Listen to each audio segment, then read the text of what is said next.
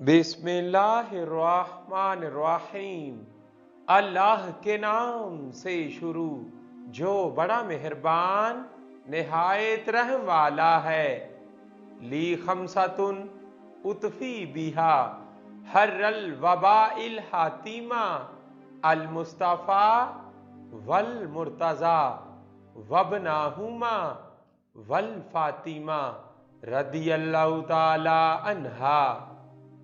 फरमाने मुस्तफ़ा सल्लल्लाहु अलैहि वाली वसल्लम जो पाक दामनी चाहते हुए अपने आप पर कुछ खर्च करे तो ये उसके लिए सदका है, और जो अपनी बीवी बच्चों और घर वालों पर खर्च करे तो ये भी सदका है।